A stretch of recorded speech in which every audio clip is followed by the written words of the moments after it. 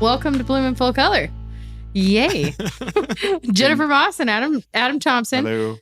Okay, so I don't know what episode we're on. We're almost in the 60s. Yeah, we're getting there. So we have gotten stupid lucky with an opportunity. So we're today, whatever time you were listening to this, we're going to talk about the Firefly Petunia. So what is the Firefly? Let's start there. So the Firefly Petunia is for all encompassing purposes, during the day, an unassuming white, upright, mounding petunia. But it is special. So full disclosure, it is a GMO. It has been approved by the USDA. It was approved in November of 2023. And it has a really interesting gene that they've spliced in. So what the breeder's name is Keith Wood. He owns Light Bio out of Ketchum Wood River area, just north of us in Idaho. And he has isolated the enzyme in the bioluminescence from the fungus family, and he's taken that gene and he's spliced it into a petunia plant. So he's done something really, really neat. And with that, okay, I'll tell the story of how this happened, and then we're going to go into kind of how Adam's idea of having a nighttime event, because you get credit for this. Sorry, we can fight about who gets real credit later, but it's your idea. I'll take partial credit. Okay. All right. We'll share. But we unveiled this to the public in a way that we did not expect. Yeah. Holy crap. How we pulled this off is a small freaking miracle, but we did it. So, all right. So how this all happens, I get this text message in October, November, this last fall from my uncle saying, hey, there's this guy that wants to talk about you guys growing some glow in the dark petunias. And I just remember going, yeah, that's not a thing, but okay, give him my number. All right. Yeah. And I remember sitting down at the table, and it was myself and I was our production manager, Ryan, and we're sitting there, and he's got these 2 4-inch plants that are scraggly. They're winter grown. They've been in a grow chamber in somebody's, garage or kitchen or something. Yeah. And, they're stretched out, and I'm going, is it? I'm skeptical. Which, if somebody comes to you with something you've never heard of, why wouldn't you be skeptical when you haven't heard about it in the industry? And I'm not plugged in. Well, I was skeptical until like the night of our event. So exactly, it's healthy to be skeptical. Right before the event, actually. 2 nights. When we were doing our R&D on lights, it was like, holy crap, it works. So, I'm skeptical, and Keith's telling me that they are bringing these to market, direct to consumer, shipping online, releasing it that spring, and that they've got this grower in Michigan. And I'm like, okay, who's the grower in Michigan? And he tells me it's at Raker Roberta Farms. Susie Raker's a friend of mine. So I'm texting her under the table like, girl, what is this thing? And she's like, shut up and pay attention. I was like, okay, I'll pay attention. Like, if it's gotten your attention, I clearly need to be paying attention because I respect Susie. I always joke, when I grow up, I want to be Susie Raker. So, and I stand behind that. She is a badass boss bitch, and I want to be Susie when I grow up. So, with that said, I'm trying to, get the crew interested, and it is falling on deaf ears. So what we're doing to see this petunia, now mind you, now we have a tray of plugs. It's a 72 tray, and then we've got these 2 scraggly 4-inch plants. So the team is taking them into this tiny ass bathroom we have in the center of our production office and turning off the lights and sitting there. And they are underwhelmed. Well, come to find out, you do actually have to treat this a little bit differently. We are humans. We have been, like, this is during the daytime. Your retinas are used to the high light levels. When you go into a dark space, it takes you a little while for your eyes to adjust. Yeah. They're only waiting in there for 30 seconds to a minute. Your eyes need five-ish minutes to adjust. Yeah. And we did learn that when Zach, actually our producer, came over and did the photo shoot. We went into the germ chamber and we locked ourselves in. It is a sunny ass day. It is bright outside, and we waited. And it was just like, just sit here. We got chairs, sat everybody down, and we waited. And then all of a sudden, they're like vibrant, and you can see everything. They like light up the walls all of a sudden. And it's that thing about human biology. we're so used to this digital world where everything's so fast. Yeah. And it's like, slow down, guys. So, of course, the team's skeptical. I even was out of captaining that ship. You and everybody else. I mean, like, come on. We're in the plant world. We need something that produces. Our job is to manipulate Mother Nature. This is manipulation at a level we can't see. Yeah. So, of course, we're skeptical. So, at this point, I had been out of town for a couple of things in January, and the team had just like zapped everything. They're like, we're just gonna keep them alive and just wait and see what happens. And I got back to town. I was like, oh no. Plant this. We're moving forward with this project. I do not care if you're not impressed. We're doing something with this. And I got a lot of pushback. Let's be honest. Nobody was impressed with me. None of us like change. No, change is very hard. And that. And I am somebody who ruffles feathers. My middle name is Disruptor. Like, I disrupt. So I put on my disruption hat and said, tough shit, you're planning it.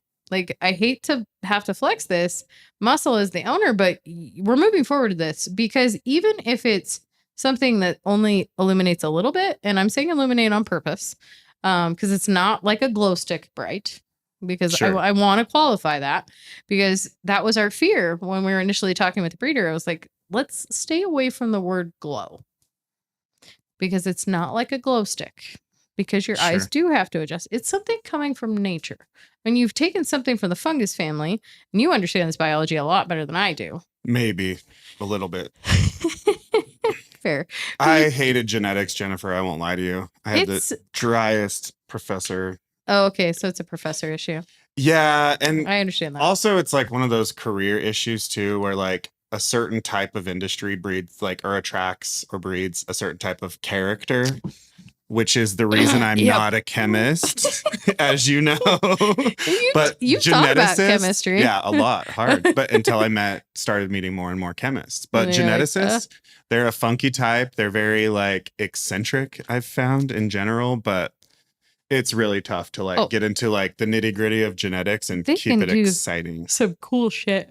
Oh yeah. And this not the least of which, but this is actually the most of it, you know? I mean, people have been trying to do this for 50 years. Time. This is no small feat of genetics. And to come to find out, this all started, Keith did this, and I am going to get the date wrong. I need Keith right here to correct me. In the 70s or 80s, he got the first crossover and reproduced this in the tobacco plant. So when I was actually at his house last month having dinner, I look up at this photo and he goes, that is the first plant that we got it to glow. And it was the tobacco plant. So it's like, okay, that is really like cool. Like an ornamental tobacco or like the tobacco? It's the tobacco whatever plant. That's called. Yeah, no, it was not an Nicotiana. Okay. It was a true tobacco plant. Sweet. It was the harvested. Mm-hmm. So. Glow in the dark cigarettes. Just kidding. Every raver is just having a ball right now. Okay, so. They have to be menthol. Yeah, they do. Okay, sorry, bad jokes. All right. If you know, you know. Yeah, that's true. So we plant these plants. We're growing them on. We're finding it. This plant has nuances. So you've messed with the genetic structure by adding one gene, but that it matters, and it's made it so the plants it's hungry. It needs fed a lot, and it's a little fussy. But the good news is we've done several tests on it. It's virus index clean. Even when it's showing signs of stuff, it's clean. It's just kind of fussy. And so you just got to know that, and you just got to help encourage new growth. Yeah. That's the big thing we've learned with it. So, and I think consumers in general in our field are fertilizer shy. Like it's just, why is that a thing? I don't get it. Well, they don't understand it. And it's tough. And I think we're all scared of like, we've all known people that have like burned everything, dumped straight like Miracle Grow on a plant and watched it burn. And so I think, but in general, with talking to a lot of the retail customers, people are just fertilizer shy. Some people have come in and like don't even know that you need to be fertilizing things. You know, that's my number one response to a lot of troubleshooting is like, what's your fertilizer regimen like? And they're like, my what? Eyes just popped out of my I know. But so anyway, we need to We need to get cover that. the culture around fertilization. Okay. Like, okay. don't be scared. In general, especially if you're using water solubles, you can fertilize every other week. Some of those things are listed for every 7 to 10 days. I actually have it on my list to grab I'm fertilizer on my way out today. All of you listeners, if you have a Firefly Petunia, follow the recipe, the ratio described on whatever fertilizer product you're using, and keep a calendar. I'll do a plug for my favorite. Absolutely. And I'm going to help my friends out of this company because I know them. Jax, dude. Jax, we love you. Jax Petunia Food, Jay Peters, my boy Mason Day, director of development. I think that's his. Yeah. Of growth, director of growth. That is his title. Mason's awesome. So I want to hype Jax Petunia Feed. That shit is fire. It's gold. And we have plenty of it in retail. Come and buy they're some the from big us. Buckets. We have they're enough. The big if buckets. you have one Petunia, we have a size for you. If you have 20, we have a size for you. Okay, you must have some hiding. The little ones were up there the other day. Yeah. Okay, good. Lots of Jax, and stay on a program. Just get on a schedule. My calendar is literally empty at home, except for like my fertilizer Sundays, and I keep them because I tell people I mark it down. Lazy guy fertilizing. I do when I pay the mortgage. I go out and do the 30-day granule, so it just breaks down. That doesn't always work in an immediate gratification situation, and I am a woman. I want immediate gratification. Let's be honest. So I have to work towards water soluble.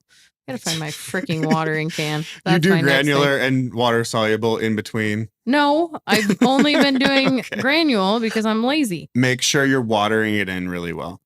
Because if you have any type of drip irrigation, it's not going to dissolve quickly enough. I don't have any drip. I am the drip. Didn't think so, but water it in heavy to the point where you can't see it on top of the soil anymore. Oh.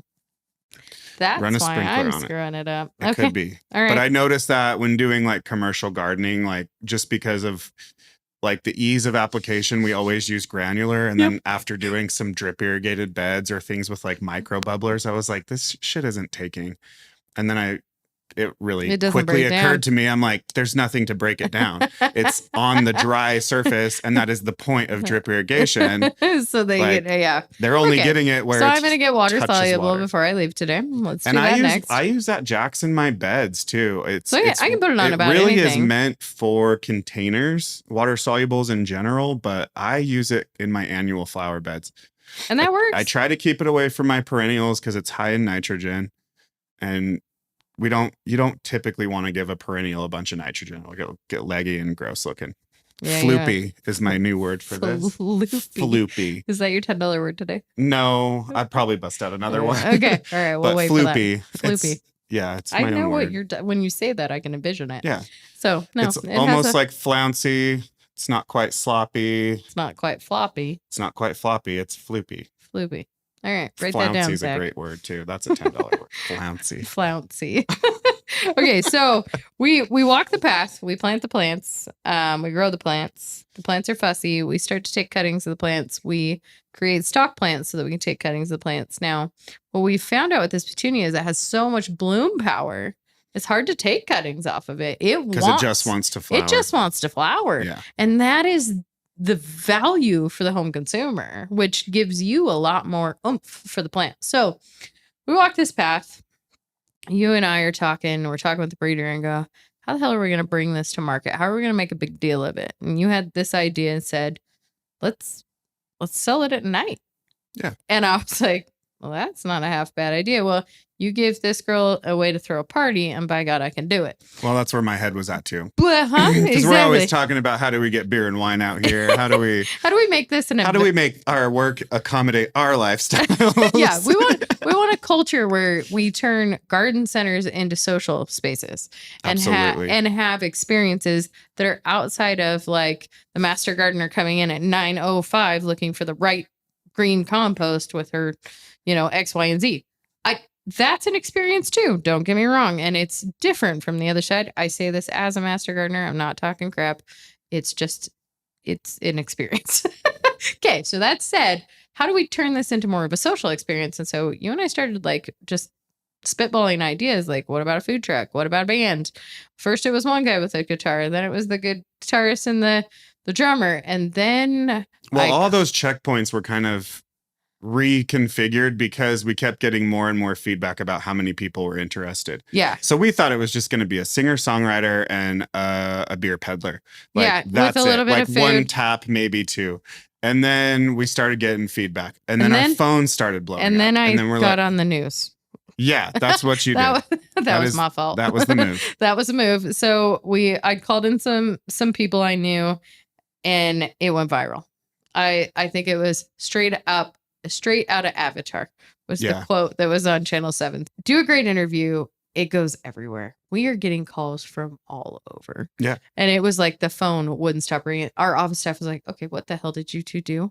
Tell us what to tell people on the phone because you two are clearly hard to find. We are the hardest to find. We are the hardest to find. And so then we got on Channel 11. Then we got into the newspaper. I mean, we sent out the press releases. We did the work. And the breeder was like, oh my gosh, you're really going to have a thing. So next thing you know, we have 6 food trucks, we have a full bar, we have an axe throwing trailer, we have a full band, and we have fire spinners. Yep. And we were planning on selling everything at dark. We were going to wait till it was dark. Yeah. We had such a big showing. My brother actually was like, ooh, liability. And I was like, ooh, you're right. And so you did a really neat thing and created like an aisleway. Like you had a think like red carpet of the greenhouse. You went in and you couldn't walk anywhere else except where we were taking you. Yeah. Which was for safety. Yeah, it really was for safety. And so we used red lighting and we went down the way and then you could see, you came around the corner and everything lit up. Yeah. And that was the coolest part. So we actually started letting people in right at 7:00. It was bright out. We had no choice. We didn't have any choice. So the sun was supposed to set. This was on May 31st, which was a Friday of 2024. And the sun was scheduled to set at 9:09. That doesn't mean it's dark at 9:10. It means that we have an hour until the sun really is out of the sky. And we also didn't want to try to have everyone in the greenhouse because we've now corralled everything off and you are going to trip and hurt yourself in the dark in the greenhouse. Believe me, I've done it. And so we actually took all the stock plants and we wired them down to a trailer and put a security team around it, put it in the parking lot so that if it got, if it got dark, you could still see them outside. You didn't have to be in the greenhouse. That line, oh my God. We let people in at 6:45 once we got all the vendors placed, and that line didn't stop. Nope, it went till 11:15. That line was like probably 100. It was 100 people deep at the very end. 50-yard long line. It was 250 endless. Probably deep consistently most of the night. Yeah. We were letting them in chunks of 20, completely escorted into the greenhouses at a time. And we had a 3 plant limit per person. And some people wanted 1, some people wanted 10, but it was like, sorry, you can only buy 3 tonight. Come back tomorrow. We won't have a limit. Yeah. And we wanted to make sure, I didn't think we'd get through the event. We were all terrified that we were going to run out. And I think that was healthy. And we didn't. And thank God. And we still have some. That was a small victory. And even when you're listening to this on the 18th, when this podcast comes out, we still have fireflies. Now, the barrier to entry here, there's a price. They're $29.99. But as I've told people, this is a new technology. I mean, how much was a plasma TV when they came out? Ridiculous. They were stupid expensive. And it was like 30 inches and it was like $2,000. Yeah. And you're like, like the first DVD players. I mean, it was just stupid. Yeah. Well, and anything novel there's an inflated sense of value with it. And this isn't that we're taking advantage of that necessarily. This is really, what I tell people is there's a loyalty structure to this. Keith is developed brand this. New. Yeah. And it's Keith's baby. He's put 10 years of research into this. Yeah. Do you know how many millions of dollars that is? Like, he has got to recoup that cost. Yeah. And he has a board of directors to answer to too. And so there is going to be a structure. Now, we met the online price. That was the deal. He said, you can sell them. I would love you to produce them. Let's see what happens. $29.99 is the price. And we cheated. We put them in a 6-inch instead of a 4-inch because I thought they'd fill. They kind of do. Depends if the plant's been pinched the right way. If you get and if it's been spaced the right way, because sometimes if that plant was just in the middle and everything else around it was big, maybe it only grew one way. And so it's a one-sided plant. Yeah. That happens. That's normal. And it's also the habit of the plant. But holy crap, we had 1,000 to 1,200 people and it went smooth. We got everyone through that greenhouse and we were all out of here by 11:40 that night. Yep. Every vendor, every attendee, and everybody except one lady that I heard from had a really, really good time. And that individual had a different experience, and everybody's going to have that. So we addressed everything we could. Once the marketing all went out, we had said we're not going to open up the greenhouse till 10 to sell flowers. And then we changed our mind. We pushed that out through Facebook as much as we could because that's the only vehicle I have at that point because everything else is public. Mm-hmm. And so I couldn't course correct that. But gosh, people showed up and they're like, cool, I can buy a plant now. It actually helped space out the event. So there was enough room. Yeah.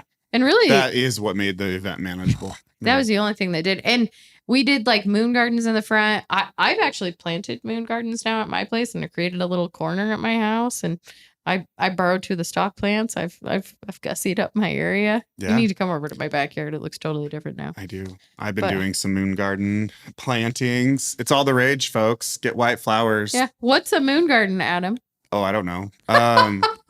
Okay, so to me, a moon garden is just essentially all white flowers and foliage plants, things that are, and some light blues and some other like light pinks. And the reason that it's called the moon garden, as I understand it, is because those lighter colors, reflect the light of the moon on, say, especially a full moon night.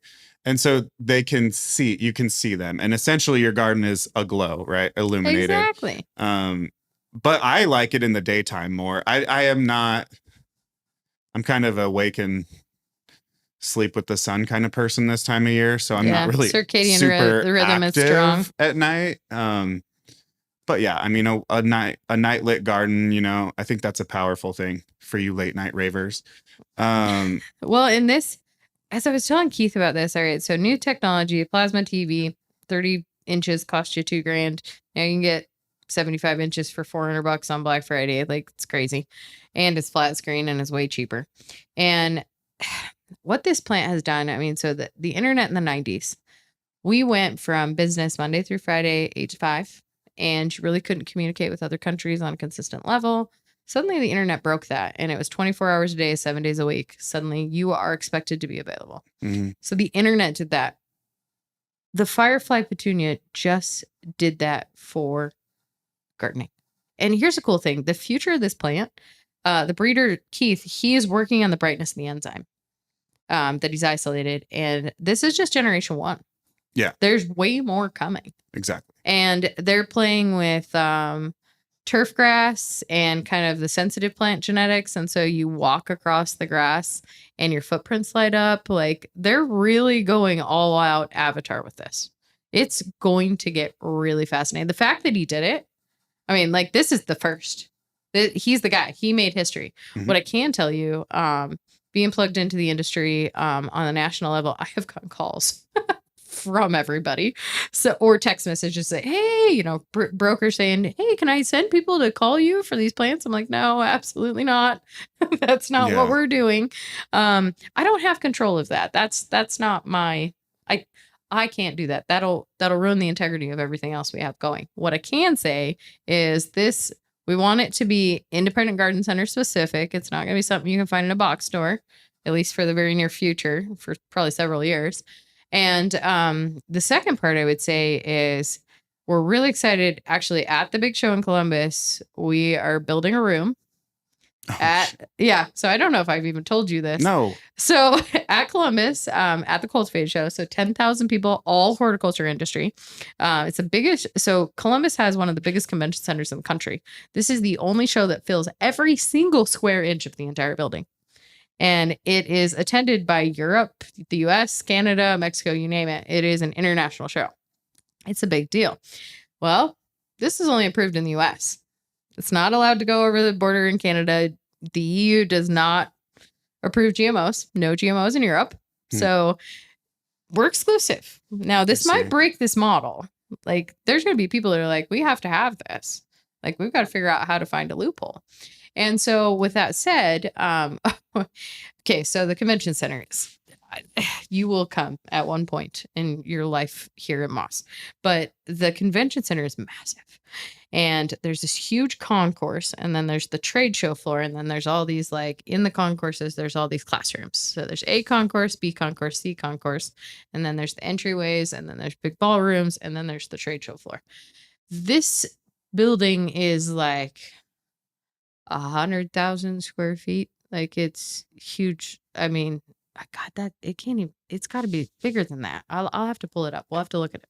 But on B concourse, we're building a room and we're introducing the Firefly to the industry. So everybody who came to illuminate the night here at Moss, you got to see this before anybody in the industry got to see it. Like, this is huge. In little Jerome, Idaho. So high five. We did good.